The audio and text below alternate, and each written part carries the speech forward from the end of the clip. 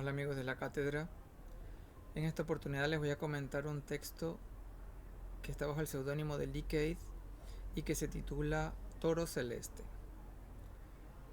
Lo primero que quiero decir es que si damos crédito a esto que dice Harold Bloom sobre la angustia de las influencias, en la que se lucha contra los predecesores, algo que resuena en Carlos Pacheco cuando habla de la patria y el parricidio, como siempre esa lucha que va contra los que estuvieron antes también. Claro, hay cada forma de parricidio, hay parricidio como homenaje y superación, hay parricidios más violentos como negación, incluso casi anatema, hacer anatema de las obras de los predecesores, ¿no? Dependiendo si el tono es romántico o no. Entonces, ¿dentro de qué coordenadas ubicaríamos a Lewin? ¿Contra quiénes? ¿Contra qué predecesores estaría luchando Lee Keith, perdón? Por cierto, cada seudónimo siempre implica una búsqueda. Una búsqueda, una exploración. En este caso esa exploración va muy hacia lo metafísico, como veremos, incluso ideas platónicas, pero que se enganchan con temas tan concretos como la familia, el hogar, la fauna local. Y para ir ubicando el texto, decía, me gustaría pensarlo. Celebremos el texto, celebremos el libro. Gracias. Les decía, me suena a Eugenio Montejo, me suena un poco a Rilke, me suena un poco a Cadenas, me suena un poco al Vicente Gervasi de Mi padre el inmigrante. Estos textos son parte de la familia de Lewin. Lewin ahora viene siendo el Benjamín, el que se levanta contra ellos y lanza su propuesta. Son poemas potentes, con un lenguaje preciso, con unas indagaciones en la metáfora, en la imagen, que no tienen ningún desperdicio. Leo el primero de los textos con el que se abre el libro. Dice así, un poemario, es un poemario. Dice, el relámpago caído del cielo le abrió la armadura por el lado izquierdo. Su cuerpo ahora es un peso más sobre mi espalda. Estar cerca jamás había sido imperativo, un destino irremediable de su pierna frágil. El que siempre fue palanca, muro y polea, ahora es residuo de lo que en su ser templado queda. Abrazar es una bendición del día, un recuerdo de infancia que no tuve, una respuesta a destiempo. Hermoso eso de que abrazar es una respuesta a destiempo, como si el amor, y vuelvo al tema de lo platónico, el amor se idealizará tanto, ¿no? Que parece que es difícil abrazarlo o reconocerlo cuando está entre nosotros como una potencia absoluta. Y me gusta esto de que estar cerca jamás había sido imperativo, pero de algún modo el toro llega a ti, está en tu cama, llega sobre tu espalda como un peso, es un destino irremediable. Me gusta que se relacione con el mito de abrir la armadura por el lado izquierdo como si fuese por la costilla, ¿no? Y ahí nos está relacionando este toro con un mito de la creación, ¿no? Eh, Me gusta mucho cómo se habla de la imagen, de la familia, las imágenes con las que se habla de la familia. Me gusta mucho que le dedique el texto al padre, a la hermana. Me parece espectacular porque no es una búsqueda metafísica así concienzuda del punto de vista de, de la literatura clásica, un poco polvorienta, nada que ver. Es una literatura bien fresca la que nos presenta Lewin. Hay un juego de contrapeso. Está el animal pesado, el toro, junto con el colibrí, junto con el ave. Está el caracol como animal muy lento. Hay rinocerontes que vienen del futuro y danzan. Es un tema, esta exploración que va con el toro, es un tema de búsqueda del yo hacia esa especie de despertar que cae con el rayo, ¿no? Y una especie de revisión, de replanteamiento, de apertura de conciencia, como ustedes quieran llamarlo. Pero este toro, que que resuena también un poco a Darío Medina con su venado de piedra. Este toro que es como es tan polisémica la manera de plantear a este toro, y cuesta decir que es como una nueva dimensión que se abre al yo. Decir algo más preciso es medio complicado, pero sí lo liga a sus deseos, a sus fundamentos, a su tierra, a su familia. Ese toro está ahí como el ímpetu del espíritu, que además se relaciona con la constelación de Tauro, con las estrellas. Por eso decía que resonaba un poco a Rilke. Esta búsqueda tiene como anclas en la infancia, por ejemplo, y me gusta dentro de esos otros poemas considerar este que se llama No hay registro, porque me parece que tiene un lenguaje muy poderoso. Dice así: no hay registros de la voz de mis padres cuando fueron niños. Y perdón por el inciso, en una época en la que toda la representación viene a través de las redes sociales, los medios de comunicación, la fotografía, el registro audiovisual, es como un reclamo, pero a la vez un llenar ese vacío que te piden los nuevos tiempos. Es decir, no hay registro, pero yo lo creo, yo lo invento, y por ahí va el texto. Está imaginando la voz de sus padres. Imagino la de él, rápida y precisa para narrar sus juegos en el patio. Torrente ligero de piedras diminutas, qué tremenda imagen. La de mi madre, que desde chiquita creyó en Dios por herencia de la abuela, se deslizó a temprana edad en el rumor de las oraciones y las súplicas. Imagino su zumbido de panal, susurro quedo de hojas que apenas aprenden a hablar con el viento. Hermoso, hermoso cómo le da forma a ese recuerdo con estas imágenes. No hay registro de la voz de mis padres cuando fueron niños. No hay uno solo que me las devuelva en sus infancias, uno que me deje abrazarlos más adentro. Esto de abrazar más adentro es trascender lo físico, ¿no? Un abrazo que retumbe en las existencias, digamos, que vaya a las fibras más íntimas. Este libro está lleno, como decía, de elementos de juego, de contraposiciones, de liebre. Hay una especie de etología, un texto se llama así, en el que se intenta comprender el comportamiento de los animales. Y recuerden ustedes que la etología también estudia el comportamiento de los seres humanos en sus hábitats naturales. Entonces, a través de los animales, de animales cósmicos, este libro te pasea por un conjunto de metáforas que te permiten replantearte, reconsiderarte, hacerte preguntas sobre tu infancia, sobre quién eres, sobre las posibilidades. Ojo con los rinocerontes del futuro que danzan. Es un texto abierto a una imaginación potente, creadora. Es muy recomendable el texto. Ha hecho un trabajo tremendo Lewin. No se lo pierdan, es un texto breve, conciso, súper elaborado, de manera muy acuciosa. Yo creo que el texto no pudiera tener 500 páginas y mantener la calidad, o sea, no lo veo fácil. Es lo más maduro, lo mejor que he leído de Lewin, y vaya él mi felicitación.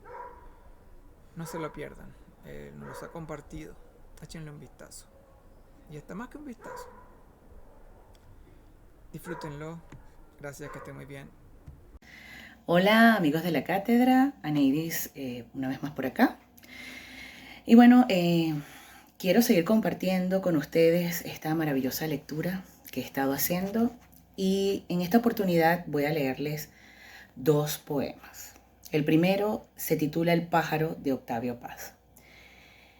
Y un pájaro cantó, delgada flecha, pecho de plata herido vibró el cielo, se movieron las hojas, las hierbas despertaron, y sentí que la muerte era una flecha, que no se sabe quién dispara, y en un abrir los ojos nos morimos. El siguiente poema es de Baudelaire, se titula El albatros. Por aburrimiento, a veces, suelen los marineros dar caza a los albatros, magníficas aves del mar, que siguen, perezosos compañeros de viaje, al barco surcando los amargos abismos. Apenas los arrojan sobre la madera húmeda, estos reyes del cielo, torpes y avergonzados, dejan caer sus alas pesadas, se rinden, sus grandes alas blancas largas como remos. El viajero celeste, qué inútil y qué débil, antes tan bello, ahora tan feo, grotesco. Un sádico quema su pico con un cigarro, otro imita al pájaro cojeando por la cubierta. El poeta es igual que el albatros. Estando arriba habita la tormenta y se ríe de las amenazas. Abajo, exiliado en la tierra, apenas soporta el ruido. Sus alas de gigante le impiden caminar. Bueno, esta fue mi pequeña intervención en esta oportunidad. Espero que la disfruten tanto como yo. Hasta una próxima edición. Feliz día, mi nombre es Jesús Colina. Quisiera recomendar en realidad toda la obra de Mario Vargas Llosa.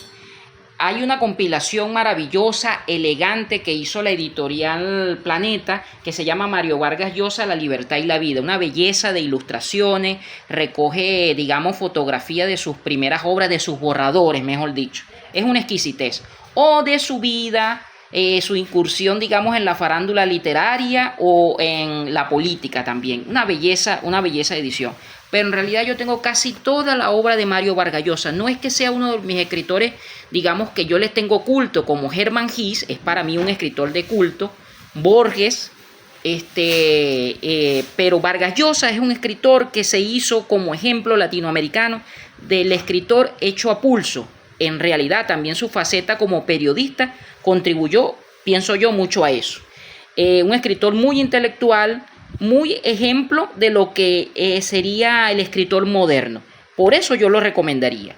Su obra narrativa, sus ficciones, realmente maravillosa, ejemplo de la literatura latinoamericana. Es más, él tiene una compilación que se llama Diccionario Latinoamericano. Entonces recoge en mucho su obra lo que él dedicó como reflexión casi teórica a Latinoamérica. Por ejemplo, algo que quisiera resaltar también de Mario Vargas Llosa en cuanto a sus opiniones políticas, que siempre van a ser de choque, y hay un capítulo aparte para cada quien que comenta la obra de Mario Vargas Llosa, yo comentaría una cosa: cuando él hace críticas de la vergüenza que son algunas gestiones de izquierda latinoamericana, yo se lo aplaudo, yo le digo que bravo, así hay que ser, agudo, descarnados con la crítica a la vergüenza que son algunas izquierdas o algunos ejemplares, especímenes de la izquierda latinoamericana. Yo se lo aplaudo, pero en lo que me quedo necesitando más de Vargas Llosa o queriendo más, es que también sea lo mismo con la vergüenza, el asco, la podredumbre, las alimañas que hay en los representantes de la derecha, en los representantes que algunas veces él defendió por decir voy a defender el mal menor. No, se quedó corto, también son una vergüenza. Eso es lo que yo tendría que fijar como postura con respecto a la obra global de Vargas Llosa. Cuando decimos obra global, es lo que implica su ficción y también sus opiniones en los ensayos o sus opiniones en los artículos de prensa que publicaba.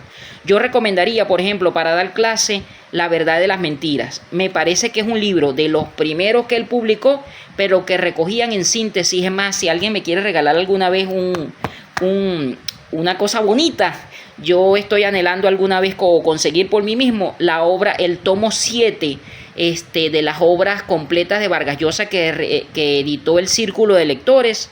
Esa, particularmente el tomo 7, recoge la obra ensayística, donde está La verdad de las mentiras y otros ensayos capitales de Vargas Llosa, porque me parecen, por mis gustos, pues, la obra ensayística, pero por supuesto que la obra de ficción. Por ejemplo, si algo quisiera notar de particular en la obra de ficción, la mayoría de críticos, por supuesto, resaltan un decaimiento en su obra, es decir, que sus obras monumentales fueron casi las primeras, como la Guerra del Fin del Mundo, La tía Julia y El escribidor, obras monumentales, o Conversaciones en la catedral, ¿verdad? pero que tienen para un estudiante que uno le vaya a presentar un lenguaje abigarrado, culto, son densas y son, digamos, novelas largas.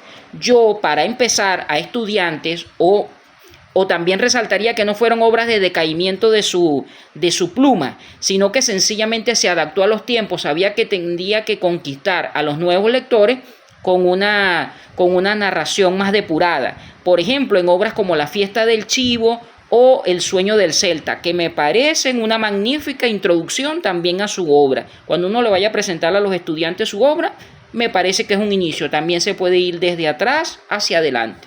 Todo el autor tiene cosas muy rescatables. Y por supuesto lo que dijimos en cuanto a sus opiniones políticas, que siempre van a poder ser revisables.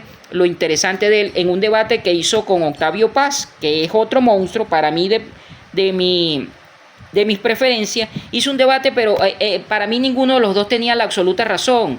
Es simplemente que hay posturas que deben ser contrapuestas y eso ya es una riqueza. Ese es el legado que nos dejan esos tipos, esos escritores, que puede haber paradojas que contengan inmensas e enriquecedoras verdades. Un abrazo. Hola, hola, yo soy Daniela Campos y el día de hoy les voy a presentar la primera antología de poesía afro-venezolana editada en 2024 entre México y Caracas.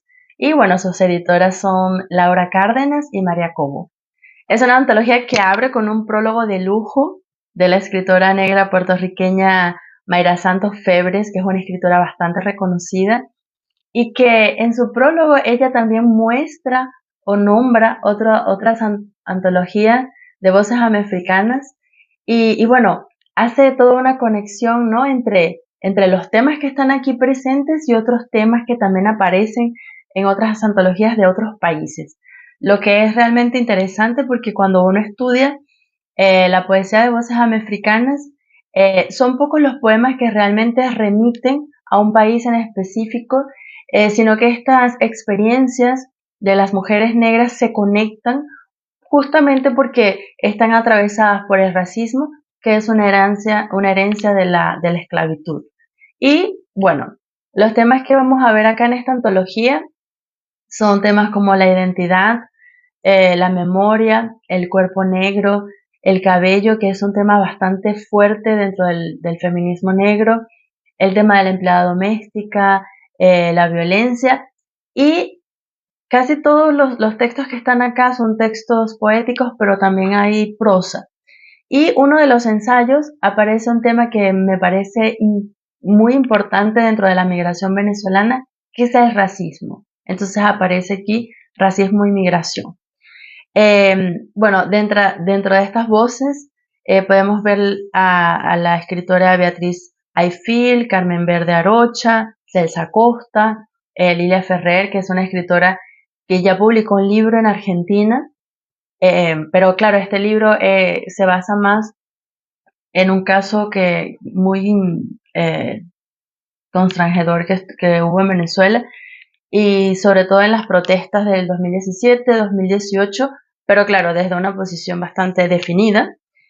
Pero el día de hoy yo les voy a leer un poema de Lilia Ferrer que aparece acá, que se llama No tengo lengua materna, y dice así: Mi lengua yace muerta en fosas a cielo abierto, entre el cruce transatlántico de un barco negrero, y la peste que diezmó a ayomanes, girajaras y gallones, del norte, del sur que habito.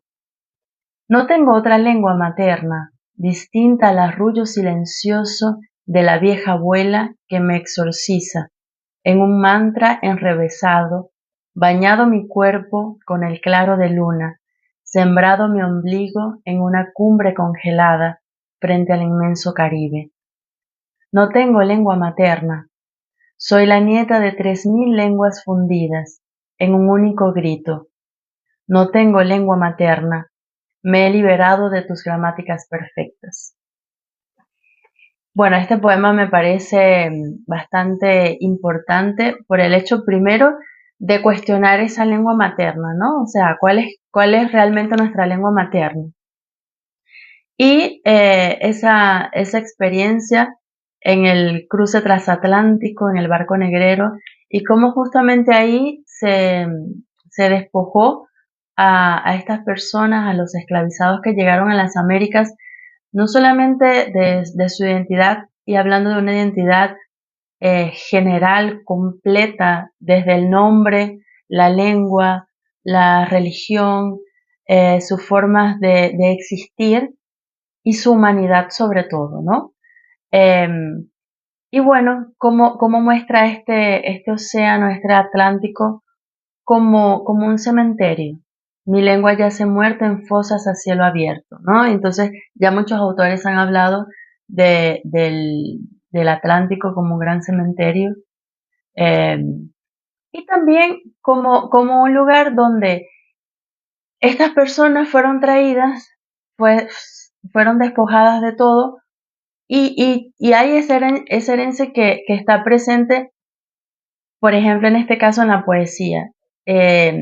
Esta antología está conectada con muchas antologías ya editadas en los años recientes en muchos países de América Latina, como por ejemplo Colombia, Uruguay, eh, Brasil también. Entonces son temas que ellos están conectados en esos tejidos temáticos.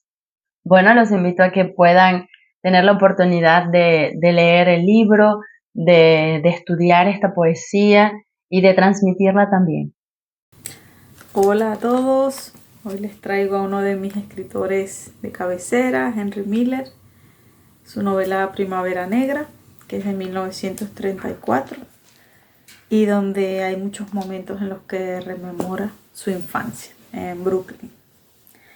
Sin embargo, esta cita que les traigo forma parte de un episodio donde habla de París. El caliente sol pega a través del toldo.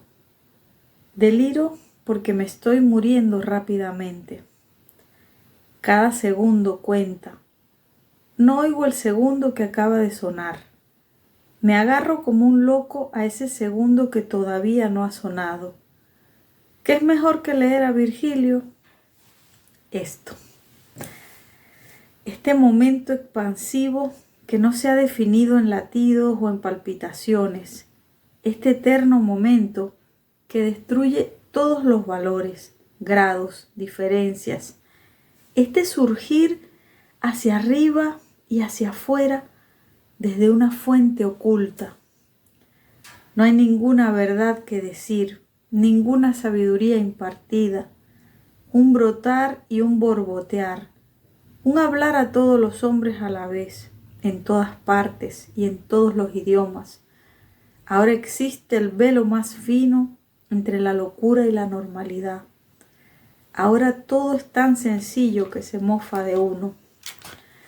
Desde esta cumbre de borrachera, uno desciende hasta la meseta de la buena salud, donde uno lee a Virgilio, a Dante, a Montaigne y a todos los otros que hablaron únicamente del momento, el momento expansivo que es eternamente escuchado, hablando a todos los hombres a la vez, un brotar y un borbotear. Este es el momento en que levanto el vaso hasta mis labios, observando al hacerlo la mosca que se ha parado en mi meñique. Y la mosca es tan importante en este momento como mi mano, o el vaso que sostengo, o la cerveza que está en el vaso, o los pensamientos que nacen de la cerveza y mueren en la cerveza, mueren con la cerveza.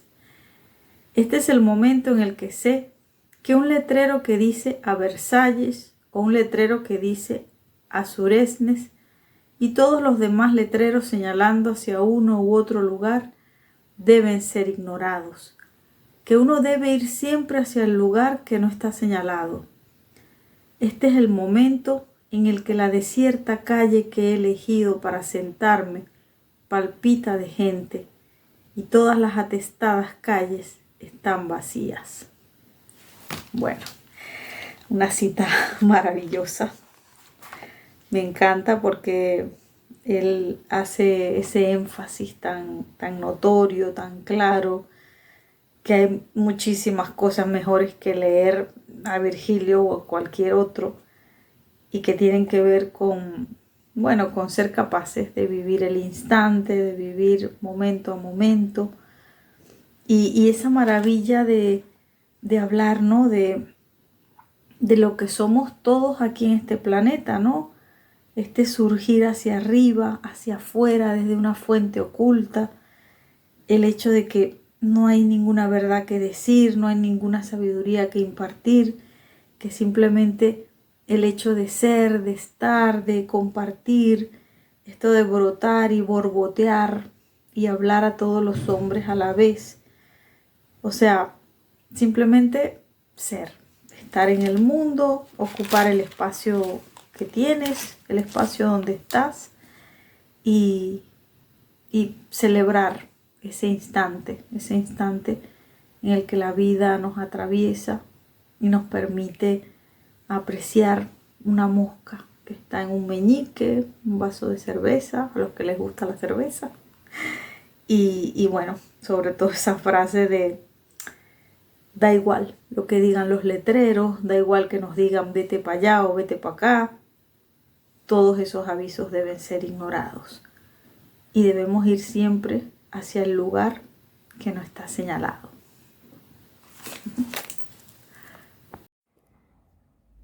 Hola, ¿cómo están? Hoy les voy a compartir la lectura de Las aventuras de la China Iron de Gabriela Cabezón Cámara. Esta es una escritora argentina, contemporánea, muy buena, muy premiada, muy celebrada. Y en este libro ella va, como su título lo dice, a hablar de la China Iron. ¿Y quién es la China Iron? Bueno, es la hipotética esposa del gaucho Martín Fierro. Y como podemos imaginarnos, esta novela va a contar la historia del Martín Fierro o de ese contexto histórico argentino, de la Guerra del Desierto, en fin, desde la mirada del personaje más, digamos, subalterno y más secundario de la obra clásica de Martín Fierro, que es su mujer, ¿no? ¿Qué pasó con esa mujer? De la cual en la primera obra solo sabíamos que había sido abandonada por su esposo, que fue convocado a ir a la guerra, en fin, y que al final se terminó casando con otra persona. Cuando el gaucho Martín Fierro llegó, no tenía esposa, su esposa se había ido con sus hijos, en fin. Entonces, Gabriela Cabezón Cámara va a decir, bueno, ¿y qué pasó con esa mujer? Realmente. Inventa todo un enredo para localizarla dentro de un universo posible que en particular me pareció que raya lo utópico, pero no es lo más importante. Lo más importante en este caso es el modo en que ella decidió construir esa historia, qué registro del lenguaje usó, cuáles personajes incorporó, en fin, cómo utilizó la naturaleza, que es una cosa que se utiliza mucho en esa etapa de la literatura argentina. Y descubrimos lo que descubren en la primera página es que escribió una novela básicamente en el registro más poético posible, incluso contradiciendo un poco su propia obra. Bueno, realmente yo solo leí La Virgen Cabeza, un libro anterior de ella, que tenía una prosa completamente diferente, ¿no? Entonces vemos aquí una autora muy prolija y muy talentosa. Yo les voy a leer el primer capítulo de la novela, se llama Fue el brillo. Y yo les voy a leer el segundo párrafo. Dice así: hambre no teníamos, pero todo era gris y polvoroso. Tan turbio era todo que cuando vi al cachorro supe lo que quería para mí, algo radiante. No era la primera vez que veía uno, incluso había parido mis criaturas, y no es que no destellara nunca la llanura. Refulgía con el agua, revivía aunque se ahogara. Toda ella perdía la chatura, corcoveaba de granos, tolderías, indios dados vueltas, cautivas desatadas y caballos que nadaban con sus gauchos en el lomo, mientras cerca los dorados le brincaban como veloces como rayos y caían para lo hondo, para el centro del cauce desbordado. Y en cada fragmento de ese río que se comía las orillas se espejaba algo de cielo y no parecía cierto ver todo eso. Cómo el mundo entero era arrastrado a un vértigo barroso que caía lentamente y girando sus cientos de leguas rumbo al mar. Bueno, es básicamente como comienza la novela, como ustedes pueden ver, bien poético, y aparecen ya de una vez personajes que están en el universo de ese contexto, ¿no? Por ejemplo, La Cautiva, que también es como un personaje clásico de ese contexto, que también hay una obra literaria de ese personaje de La Cautiva, que después tenía en cautiverio, y ahí en la propia novela aparecen otro modelo de cautiva. En fin, es como una deconstrucción de lo que era ese universo de la Guerra del Desierto y de esos años en Argentina, contados de una forma muy poética, y creando un universo completamente utópico, para decirlo de alguna forma. Bueno, en fin, quien se la encuentre, la recomiendo mucho. Realmente vale la pena leerla. Chaito.